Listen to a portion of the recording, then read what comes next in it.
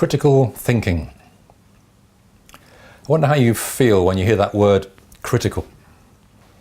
For some of us, criticism is a boo word. It has negative connotations. We may have experienced criticism as something destructive, perhaps in the past from a teacher at school or another member of the family who seemed to be always finding fault and discouraging us. So being told we need to be critical in our studies can feel alarming. Feeling that way is very understandable, but we need to find a way beyond that, because when we're studying in adult education, criticism is a technical term. It's not about negative fault finding, it's about critique. It's about assessing and evaluating what you're hearing or seeing, ideas, arguments, to see if they're robust, if they make sense. It's about weighing up the arguments and working out which one is more convincing. It's a bit like being a detective in a whodunit mystery. After observing what's going on and listening carefully to the various voices, you come to some reasoned opinions or conclusions based on evaluating what you've seen and heard. And this kind of criticism, when it's done well, is a positive and enriching process. It widens and liberates our thinking. It helps us go deeper and find meaning as we study. And for me, it's all part of obeying Christ's command to love God with all that we have, including our minds. Now, when I read student assignments, sometimes I find they're full of description. The student has read something or heard something, and they repeat it. They summarise what's been said, maybe even give a few quotations from it. And that's fine as far as it goes. But then we want to go deeper, to go further than that. Thinking about what we've read and observed, to get into a kind of conversation with it, so that you can really make sense of it. Let's see if I can give a few examples to sort of flesh this out. In chapter 5, Goodman says this, and she says that, and she also says, and so on. Now that's descriptive, simply telling you what the book says. But let's see if we can change that a little bit.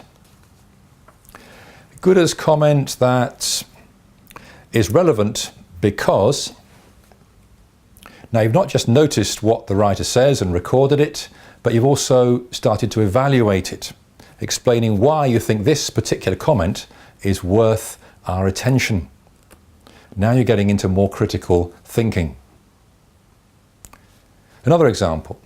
Wright says this, but Smith says that. Okay, that's descriptive, that's comparing two different views, but there's no evaluation. How can we sharpen that one up? Smith's view seems more convincing than Wright's because that's more critical. You've weighed up the two views and you've decided that on balance, one seems stronger, and you can give a reason for your opinion. Okay, what about moving outside the library into the church context? As we reflect on our experience, how can we do that critically? We said the confession after the sermon. Okay, that's description, something that happened in church that was a little unusual. But let's think a bit more deeply. Saying the confession after the sermon was probably intended to help us respond to the sermon's message, which was all about repentance. Now that's a bit more critical. You've asked yourself or other people, why did we do it that way? Or else, what was the effect of doing it that way? And you've come to a conclusion. You've worked out an answer to your own question. Or another one. The outreach event was well planned but poorly attended. Okay, that's description, but there's no particular analysis there. Might be better to say this. One significant reason why the outreach event was poorly attended may have been this. As well as observing, describing what happened, you're grappling as best you can with that key question, why? You've not got all the answers, so you're having to be a bit tentative, but nonetheless, you're having a go at some evaluation, some critical thinking. Our key tools in this process are questions. We need to find some sharp questions to bring to the book or the experience that we're thinking about.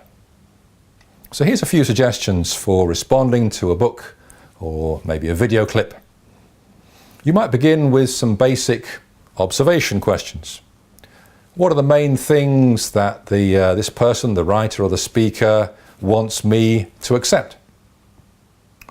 And then what reasons are they giving me to encourage me to agree with them? Observe and describe those essential things. That's a good start. But then you move on into sharper, more critical questions. What's the evidence for the writer's view or the speaker's claim? What assumption is it based on? Are the reasons given adequate and convincing? Does this statement in the book follow logically from what came before? Is something missing here?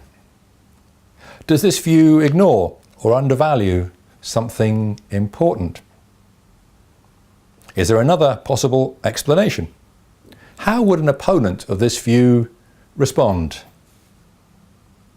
How reliable is this source, this book or this speaker? How does this new idea connect with what I already think?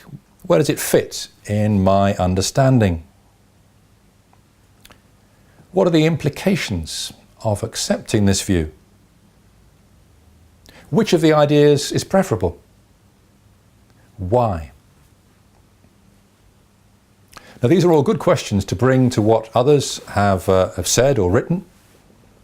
They're also good questions to bring to something that you write yourself, maybe assignments or sermons that you're framing before you finish them. Doing this can help you sharpen your own thinking and improve what you're actually producing. So before handing in an assignment, reread it and ask yourself some of these questions. What is the main idea I want the person who reads this to accept? And is that main idea clear? What reasons am I giving to encourage the reader to agree with me? How convincing are the reasons? What's the yes but? How would a skeptic respond to what I've said here? Have I shown that I understand the strengths and weaknesses of different points of view? So how do you feel now about this word critical? I hope you can see that it's something that can be positive, can be constructive, when we learn to handle it well.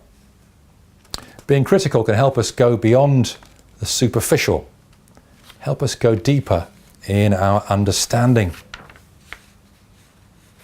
Now, you might still feel alarmed, thinking, well, who am I and what do I know to be evaluating, critiquing all these clever people who've written books? If you feel that way, that's understandable, maybe especially at the early stages of studying. But as you persevere, as you develop your knowledge and understanding of the subject you're exploring, you should also find your ability to analyse and critique will gradually grow. And hopefully also your confidence in doing so. Because all of us have this God-given ability to think. So let's enjoy developing it, maximising what it can do, as one of the ways we bring glory to the one who's given it to us.